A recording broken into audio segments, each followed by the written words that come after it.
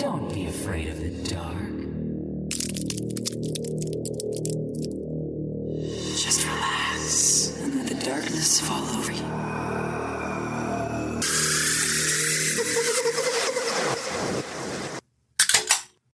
Welcome to Afraidish, a podcast where we take a deep dive into the history and paranormal while enjoying some tasty adult beverages. From ghost sightings to hauntings, urban legends and cryptids, let's get weird and afraid-ish together. Hello and welcome to bonus episode 5. I'm Paul. And I'm Ashley. So we just recorded the intro to the Springfield National Cemetery Part 3. Episode 3 of the Springfield National Cemetery saga. And last Monday was Ashley's birthday.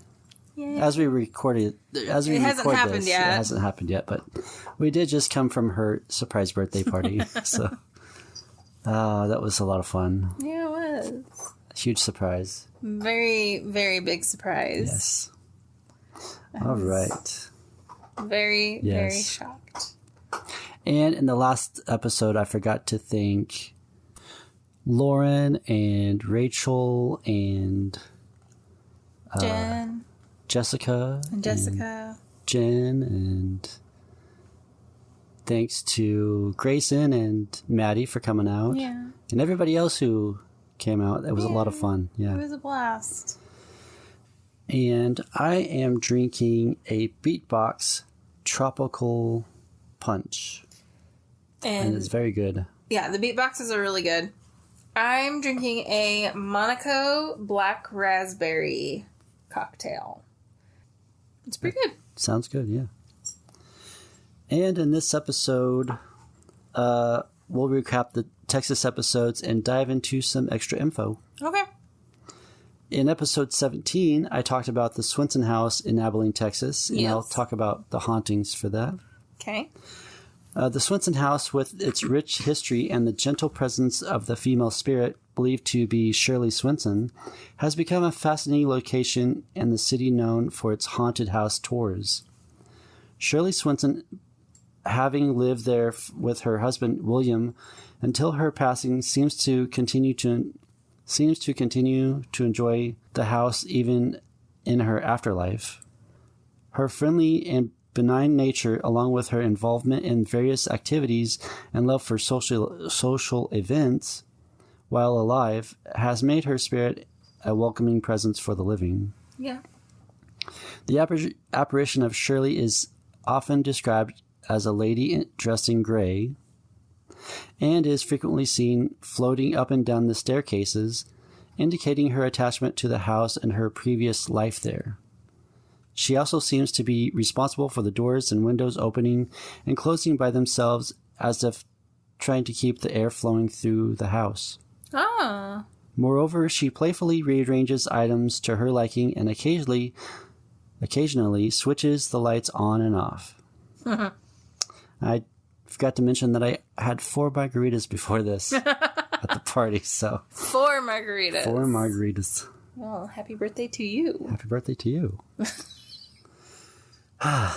The Swenson House's paranormal activities have contributed to its popularity on haunted house tours. However, the Abilene Preservation League and the Swenson House Historical Society have not officially embraced the haunted house title, perhaps to maintain the historical significance and preserve the legacy of the house rather than emphasizing the paranormal aspect. Yeah. During Halloween, the Swenson House hosts a family-friendly haunted house event where actors dress in spooky costumes and create a scary atmosphere for visitors. This event takes advantage of the house's reputation and popularity among ghost enthusiasts to provide a fun and thrilling experience for people of all ages. Yes. Additionally, activities are planned on the house's grounds, further enriching the experience for those attending. And overall, the Swenson House has become a place where history and the paranormal merge, attracting visitors interested in both aspects. Whether it's exploring the alleged sighting of Shirley Swenson's ghost or enjoying the Halloween festivities, the house continues to play a significant role in the city's cultural and social life. Mm-hmm. Yeah, it's been over a year since we went to the Swenson house. Yeah. But I very much enjoyed being there. The house felt very nice. Yeah. Except for the room that used to be his office. Oh, yeah. I felt like I was not supposed to be in there. I don't know if it's the feeling of like a lot of masculinity in that area. No, it was the women aren't supposed to be in here. Get out. This is the man's. Yeah. It was very much that. Could be. Who knows? But the rest of the house was really nice. Yeah. It was a lot of fun going down there. All right, in episode 18, I talked about the Hotel Wooten in Abilene. That was the Ankle Alley. Oh, yeah. That was funny. Or Ankle Acre, or whatever. Ankle Acre. It seems like Hotel Wooten in downtown Abilene has quite a haunted history, with various paranormal experiences reported by both tenants and visitors. The presence of the full-bodied apparition of a young male bellhop, along with the sightings of a woman in an old-fashioned dress, suggests there might be lingering spirits from the hotel's past. The laughter and ballroom music heard when no one around indicates residual hauntings, which are recordings of the past events imprinted on the environment. These occurrences don't interact with the living and simply replay certain moments from the past. The fact that the 13th floor is considered the most haunted and no one wants to live there further reinforces the idea that something unusual might be happening there. The elevator stopping on that floor without anyone pushing the button is particularly eerie and adds to the ghostly atmosphere. It's interesting to note that the experiences mentioned by the current resident are not isolated incidents. Others in the building have also encountered similar phenomena, including the sightings of a female apparition wandering the premises. This collective experience points to the high likelihood of genuine paranormal activity within the hotel. Based on the description of the encounters, the experiences don't seem malevolent or harmful, but rather residual and benign. However, it's essential for individuals experiencing these occurrences. God, I can't talk. As usual. Fuck me. However, it's essential for individuals experiencing these occurrences to remain cautious and respectful of the spirits, and not all hauntings are the same, and some may have different intentions or energy. Overall, the Hotel Wooten appears to have rich history and an equally vibrant supernatural presence, making it a captivating location for those interested in the paranormal. So, Isn't it made out of limestone? I forgot. I don't know. I'm pretty sure it's made out of limestone. Could be. At least the exterior, which people always talk about how like limestone and water... Yeah. Like limestone and or running water are like prime real estate for paranormal activity. Yeah. Yeah. Yeah. Anyways, in episode 19, I talked about the Paramount Theater in Abilene, which was owned by the same person as the Hotel Wooten. Yes. The stories of spirits returning to old and historic structures, especially those that have been restored or renovated, are not uncommon in folklore and paranormal beliefs. Many people find comfort in the idea that the souls of those who once cherished a place can still be present, enjoying the changes and improvements made to it. With its rich history of performances and emotional connections, the theater can indeed be a place where such spirits might linger. The deep fondness for the theatrical arts and the gentle demeanor of these spectral theater enthusiasts, theater, as described in the belief, adds to an intriguing layer to the stories surrounding the Paramount Theater. The presence of the portrait of a woman with a passion for the theater, potentially containing supernatural energy, is another interesting aspect. Such beliefs about images capturing the essence of the person depicted have been around in various cultures and folklore. In this context, it adds to the mystique of the theater and its potential connection to the spiritual realm. What? I'm listening. Oh, I thought you had something to say about the portrait. Well, no, it's just like, yeah, you hear, like, when, I don't know about portraiture, but when photography was first, like, becoming popularized, people didn't trust it. They didn't want to have their photos taken because they were afraid that it would, like, capture a part of their soul. There's that, and I've also heard about a lot of haunted, like, old-timey portraits of, like, it's crazy, like, the crying kid or some shit like that. Anyways, there's a lot of them that's supposedly haunted. Cursed. All kinds. It's all cursed. Fucking cursed. Fucking world's cursed, honestly. It is. The spirits of Wally Aiken and Horace O'Wooten, both with their ties to the theater, seem to find pride and satisfaction in the restoration and live performances that now take place on the stage. Their alleged presence, along with other spectral attendees, can create an aura of wonder and mystery around the theater, adding to its allure for both the living and those who might linger from beyond. Reports of footsteps on the central stairs leading to the balcony during the early hours before the theater opens, as well as the strange occurrences in the balcony area after the curtains have closed, contribute to the theater's eerie reputation. Such tales of unexplained sounds and sightings are typical in ghost lore, often add the overall charm and haunted appeal to a place. The photographs capturing mysterious... Yeah. The photographs capturing mysterious orbs are a common phenomenon often associated with paranormal occurrences. While some skeptics may attribute these to dust or camera artifacts, others find them intriguing and see them as potential evidence of the supernatural. What is, pray tell, a camera artifact?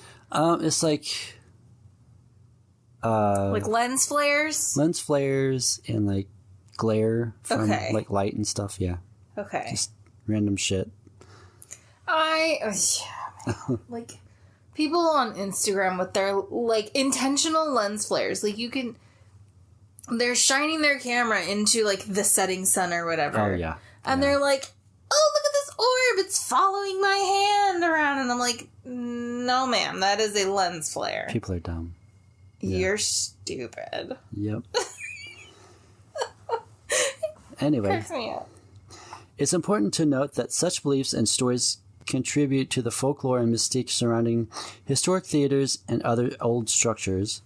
While many people find fascination and enjoyment in these tales, they remain in the realm of folklore and personal beliefs, and there is no scientific evidence to substantiate the existence of spirits or ghosts. I mean, there's no scientific evidence to substantiate the existence of consciousness, and I here know. we are. Yeah.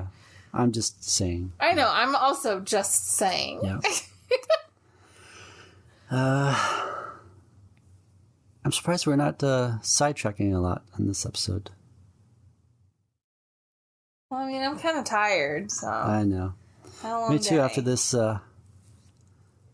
Do you feel like 30 pounds lighter? I do. It's like the whole, like, keeping a surprise party a secret for 2 months.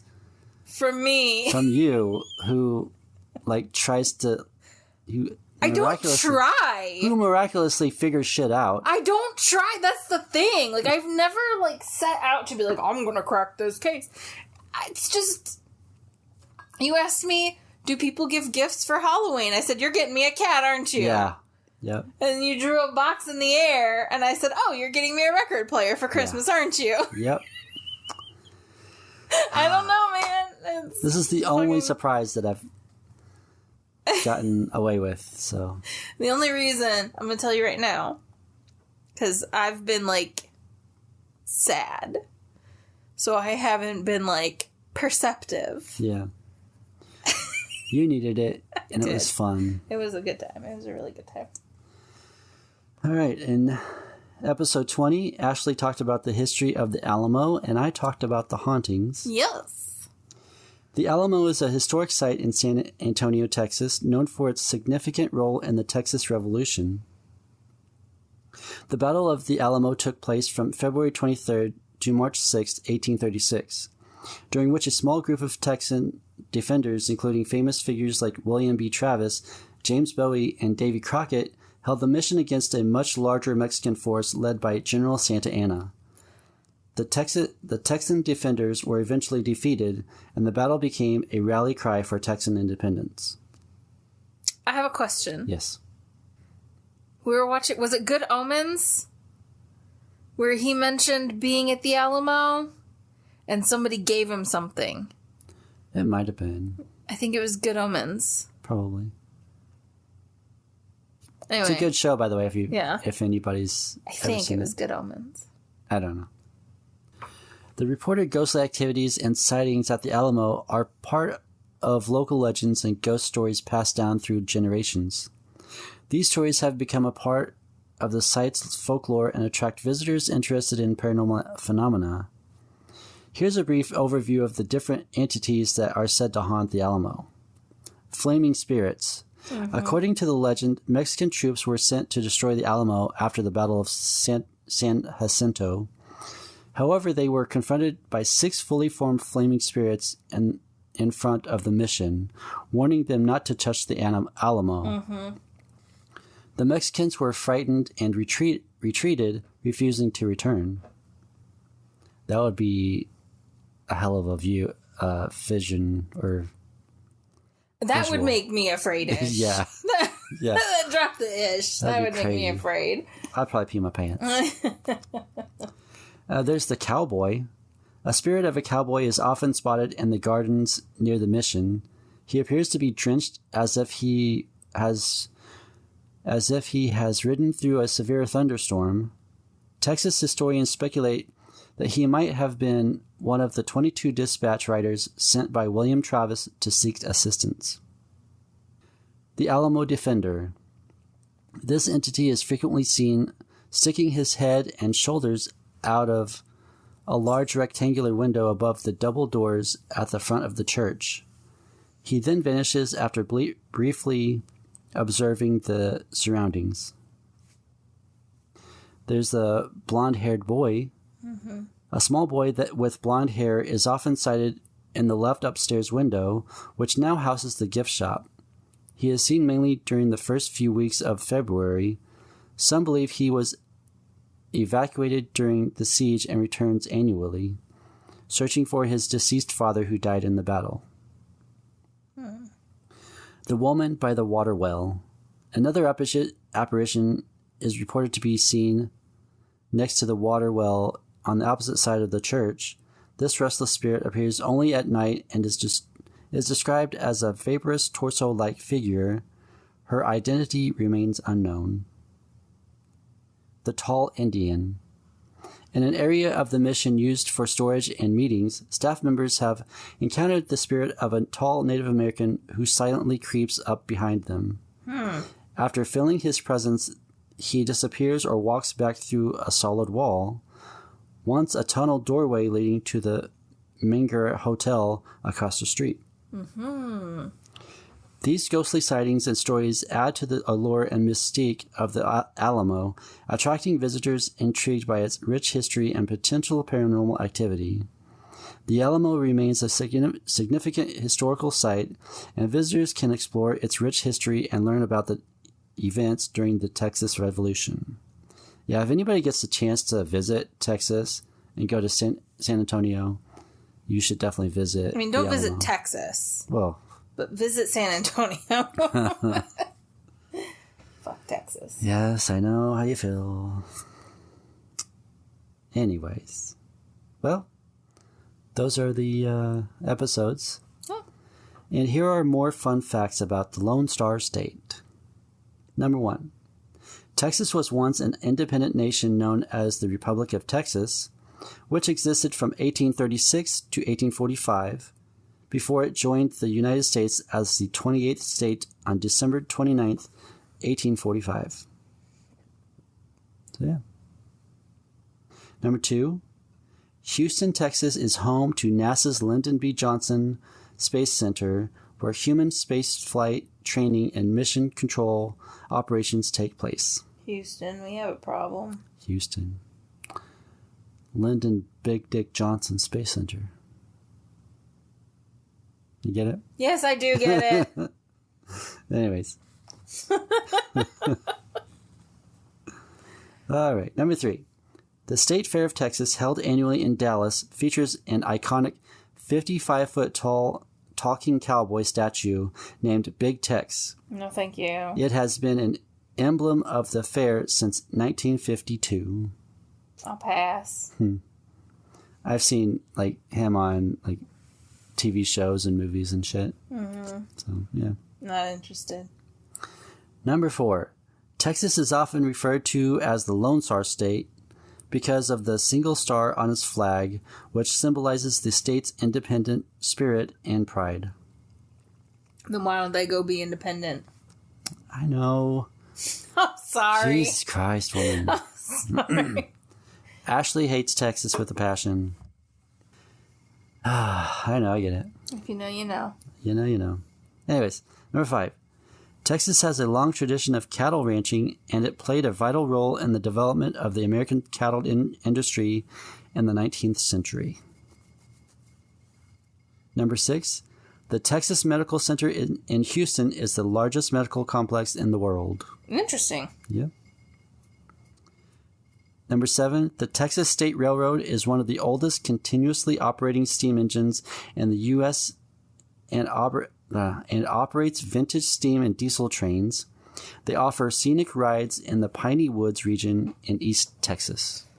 I mean, that's cool, but we've been seeing some antique train activity in our modern trains here of late. And I don't know, I'd have a hard time. I guess you'd have to see it. I don't know. No, I just have a hard time trusting an antique train. I don't know. All right. Anyways, number 8. The Dallas-Fort Worth International Airport is one of the busiest airports in the world. Yeah. And the Port of Houston is one of the busiest ports in the world. Yeah. Lots of cruise ships going in and out of that motherfucking place. Yep. Number 9. In Mesquite, Texas, giving unused clothing to your friends is illegal. The fuck? These are these crazy laws. So Mesquite, Texas can kiss my dick. In El Paso, Texas, churches, hotels, halls of assembly, stores, markets, banking rooms, railroad depots, and saloons are required to provide spittoons. Gross. This is one of the old laws from back in... God, could you imagine sitting in church and all them dudes sitting around you just like hawking their nasty ass tobacco spit into a spittoon? That is gross. Oh, you want to wait? You want to find a way to chase people out of a church? Put spittoons in a church. Yep. Pretty much. Number 10. A Texas statute bans the possession, sale, or distribution of realistic-looking dildos. And you can't own more than 6 dildos at a time. I just want... Is there a task force charged with, as if they're going to come in and look gonna... for more than 6 anyways. Excuse me, ma'am. I hear tell that you've got 15 dildos up in this here house. We're going to have to come and search your home. Fuck you. It's one of those crazy-ass laws. How do they... Like, why are these laws on the book? Like, I understand, but also, like, why? Yeah, there are a bunch of laws like that are about to be, like, taken off the books because they're so fucking Not stupid. in Texas. They're probably going to start enforcing that shit. Who knows? Especially if they think you're gay. Yeah. That'd be more like a Florida governor type of thing, but... No. Abbott's just as bad. Yeah. Anyways. All right. There have been so many famous people born in Texas. It was hard to choose who to pick for this list, so I just randomly chose some. And then I will end with a couple of historical figures. Literally, I could go down a freaking list of hundreds of famous people. Mm-hmm. But here's a few. Willie Nelson, born in Abbott, Texas, on April 30th, 1933. Matthew McConaughey, born in Uvalde, Texas, on November 4th, 1969. I didn't know he was from Uvalde. Yeah, I think he did help a little bit. Well, I know, when that happened, he got really involved. I didn't know that was his hometown. Yeah. Oh. Steve Martin, born in Waco, Texas, on August 14th, 1945. Huh? Love Steve Martin. Love Steve Martin. Selena Gomez, born in Grand Prairie, Texas, on July 22nd, 1992. Okay. For you wrestling fans, The Undertaker, a.k.a. The Master of Pain, a.k.a. The Punisher, a.k.a. Mark William Calloway, was born in Houston, Texas on March 24th, 1965. Patrick Swayze, born in Houston, Texas on August 18th, 1952. He died from pancreatic cancer on September 14th, 2009. Yes. Janis Joplin, born in Port Arthur, Texas on January 19th, 1943. She was found dead on October 4th, 1970, in a hotel room in Hollywood. Mm-hmm. It was said that she died due to an overdose of heroin, possibly compounded by alcohol. Yes. She's a great singer, too. Yep. Selena, another great singer. Yes. Born in Lake Jackson, Texas, on April 16th, 1971. Yolanda Saldivar, the president of Selena's fan club and the manager of Selena's boutiques, was about to be fired for embezzling $60,000. On March 31st, 1995, she shot Selena in an act of supposed vengeance. The bullet hit her right lower shoulder. She died of blood loss and cardiac arrest on the same day. Yeah. It's so sad. Yeah. All right, here is the first historical person. His name is Scott Joplin. Scott Joplin is believed to have been born around late 1867 to mid-1868 in northeastern Texas. His father, Giles Joplin, was a former slave who, at the time of Scott's birth, worked as a tenant farmer in East Texas. His mother, Florence Givens, was freeborn. He was the second child of 6 children. Yeah, he had an elder brother named Monroe and 4 younger siblings, Robert, Josie, William, and Johnny. Nothing is known about his childhood except that he grew up on the farm, listening to his father. Listening to his father playing the violin and his mother the banjo. He too learned to play the banjo. However, they did not remain there for long. In the June 1880 census, we find the family located in the newly established town of Texarkana. Oh. While it is not known when exactly they made the move, some sources believe it to be in 1875. It's crazy how back in those days they didn't really keep records, especially with African American people. No. It sucks though, but there he started going to school while his father and elder brother worked as railroad laborers. To supplement the family income, his mother took up house cleaning and laundry, and it was at one of her employer's house that young Scott first started tinkling with a piano. Oh. He was allowed to play the instrument while his mother cleaned the house. He was by then 7 years of age. Jeez. By 11, he had become proficient enough to draw the attention of a German piano teacher, Julius Weiss. Soon, Weiss started giving him lessons in piano, ear training, sight reading, and harmony at no cost. Wow. A gesture Scott Joplin never forgot. Weiss also introduced him to the world of classical music, especially opera. When lumberman Colonel R.W. Rogers, with whom he lodged, bought a new piano, he made sure that the old square one was sold to the Joplins at a discounted rate. It was pretty awesome. Yeah. Very soon, young Scott was spending his spare time in the newly acquired instrument, which caused friction in the household. While Florence encouraged her son to pursue a career in music, Giles wanted him to learn something practical, as most fathers do. Yeah. Sometime in the early 1880s, Giles moved in with another woman. Meanwhile, Scott continued to study with Weiss until the latter's departure in 1884. Therefore, Scott too left for Sedalia. Sedalia. I'm going to say Missouri. I was going to say. Because he went to St. Louis as well. By September 1884, he returned home to work as an assistant teacher at the Negro School. That's what they called it back then. Or maybe as a railroad laborer. He remained in the area possibly until 1888, performing in a vocal quartet and playing the piano in and around Texarkana. In around 1888, Scott Joplin left Texarkana to become an itinerant pianist. Quickly, he discovered that nobody would give him scope to black musicians.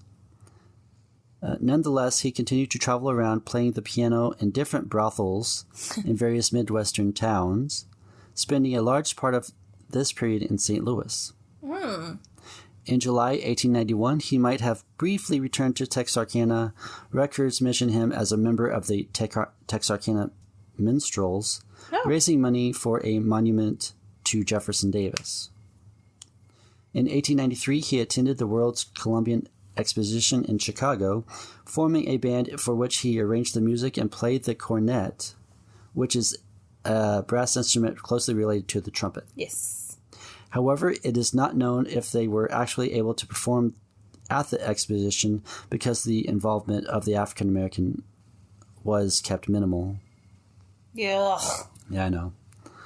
Although African Americans had little opportunity to perform at the exposition, they had ample chance for showcasing their music at the saloons, cafes, and brothels that lined the fair. Could you imagine having a brothel lined up at the fair? I mean, why Probably the be a fuck lot of not, business. right? Yeah. Because fairs back then weren't like what we think of when we think of fair. Right. They mostly showcase new stuff, new inventions and stuff. Yeah. Technology and stuff like that. And I mean, the Chicago Fair, the one that H.H. Holmes was, Eventually we will get to there. Not to go off on that tangent, but I'm just saying, that was it wasn't, there weren't whirligigs and elephant ears. Yeah. There was But I could see, why not put a brothel? Yeah. Or multiple. That would make you a lot of money. All them people coming in from out of town to go visit the fair.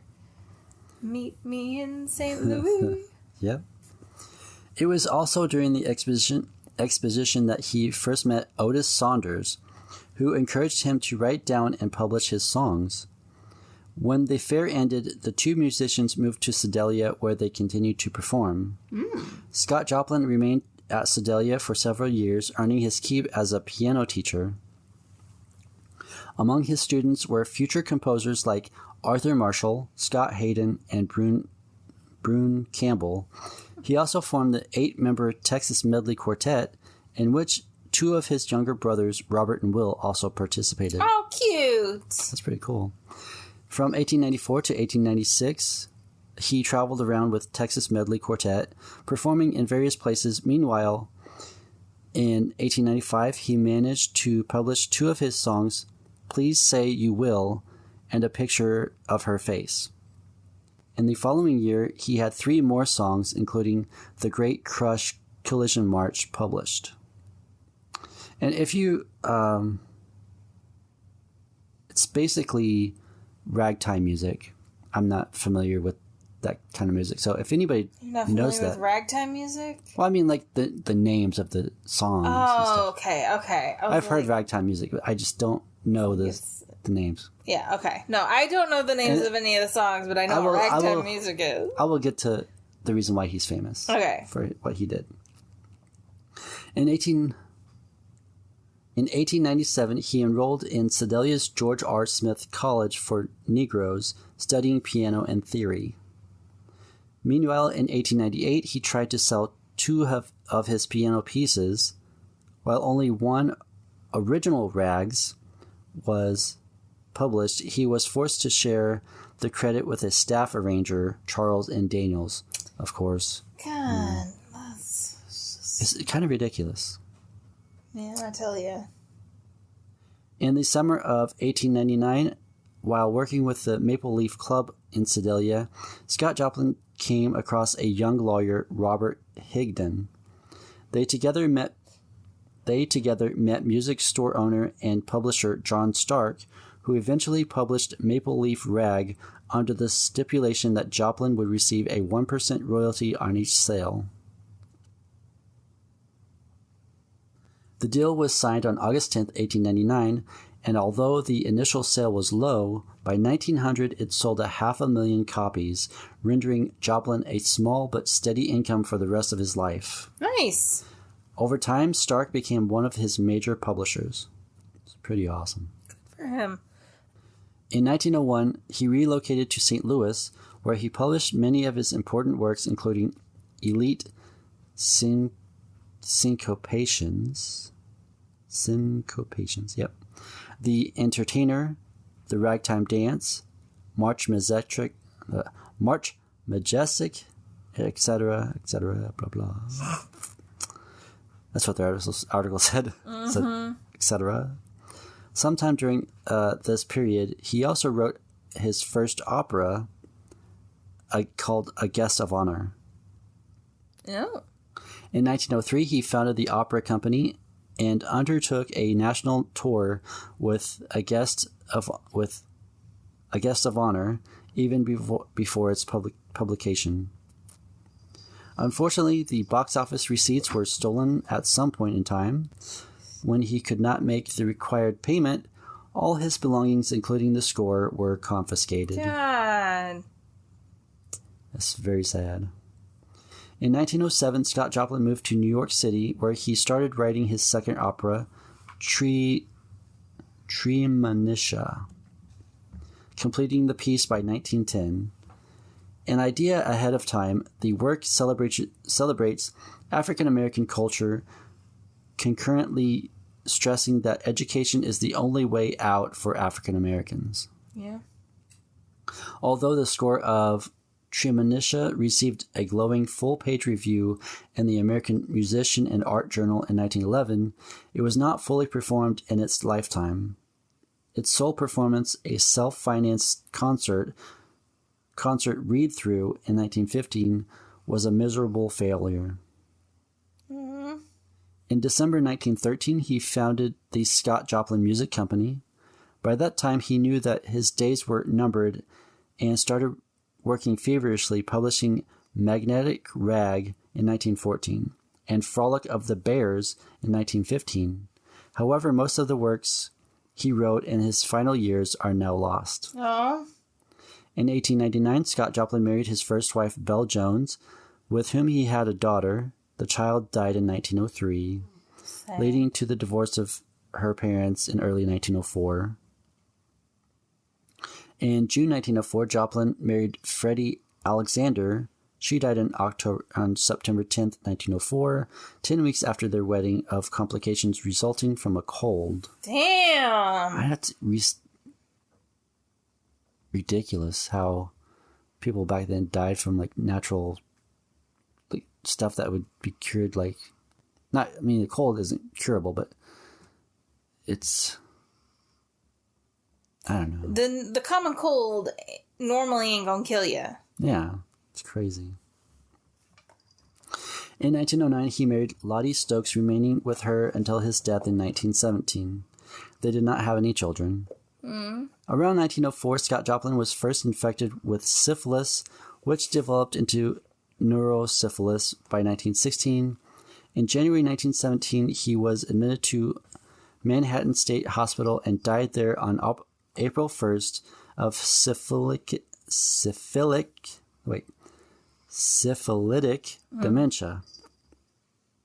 He was buried in an unmarked pauper's grave in St. Michael's Cemetery in East Elmhurst. Fuck. In 1974, his grave was given a marker and his house in St. Louis was designated a U.S. National Historic Landmark in 1976. If the grave was unmarked, how do they know where it was?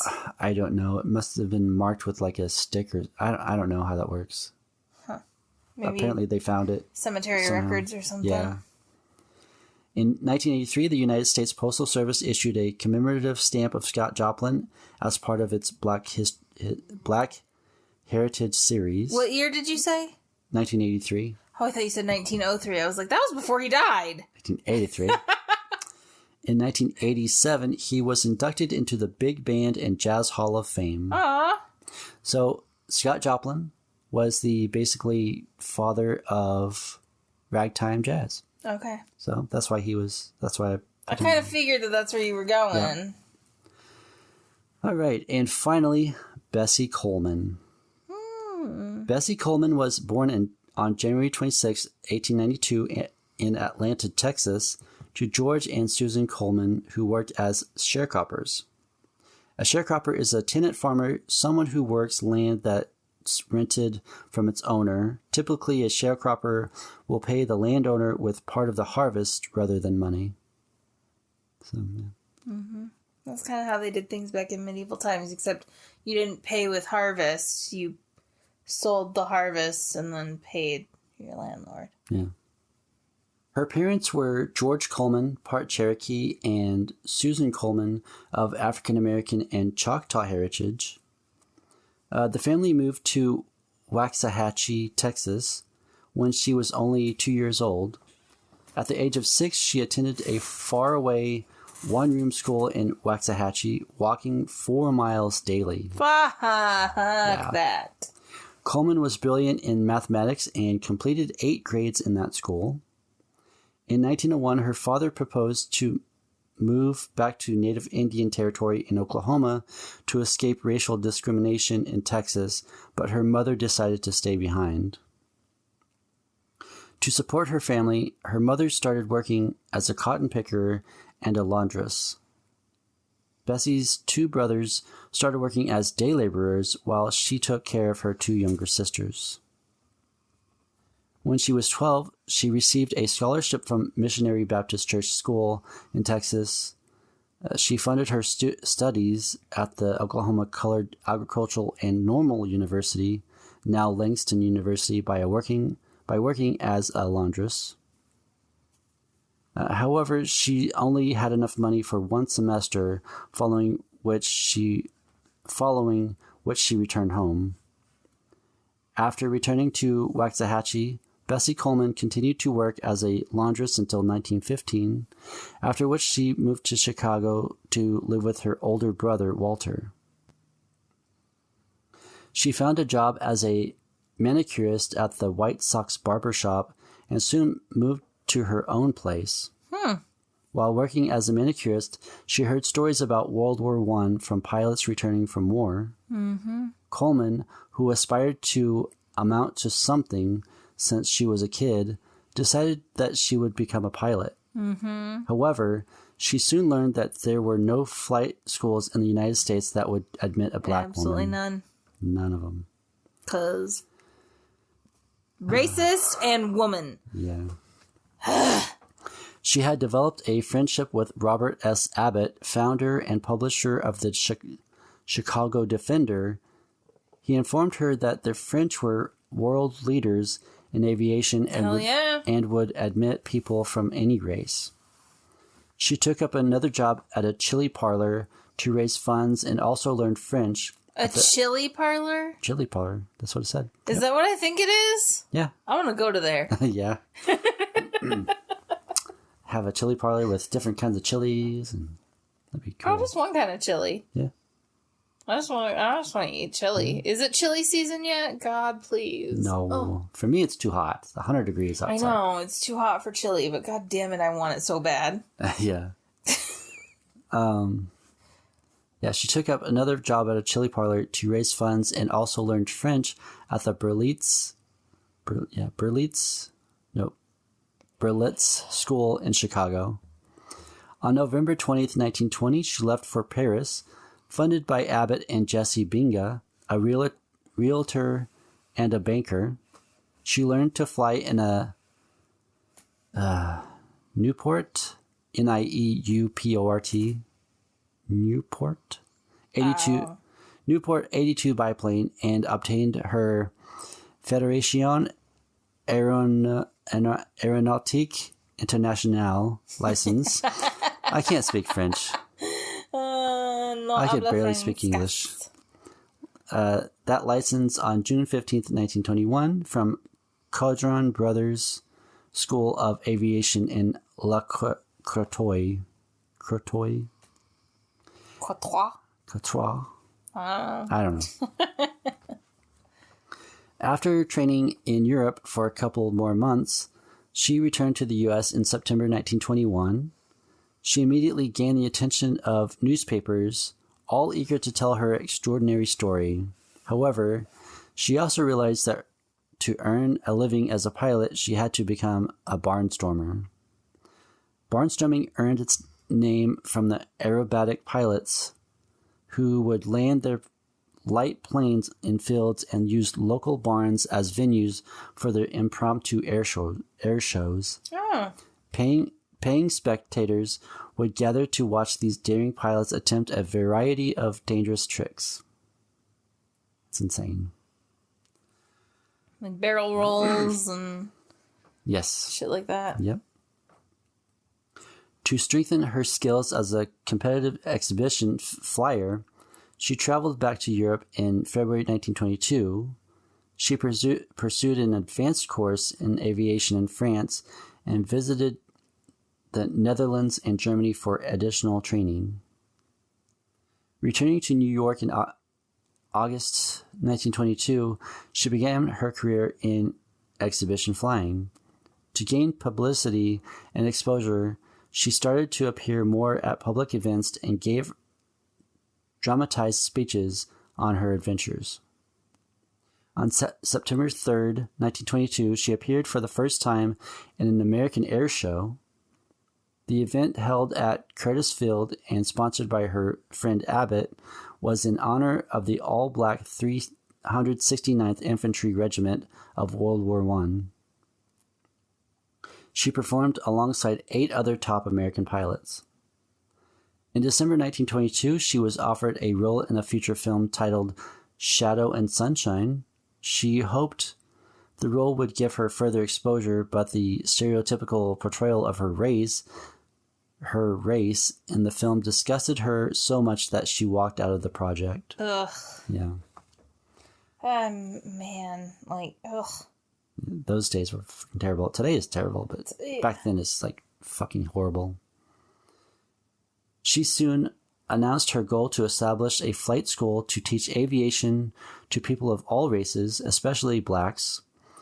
She managed to earn money to buy her own plane by airdropping advertising leaflets for a tire company.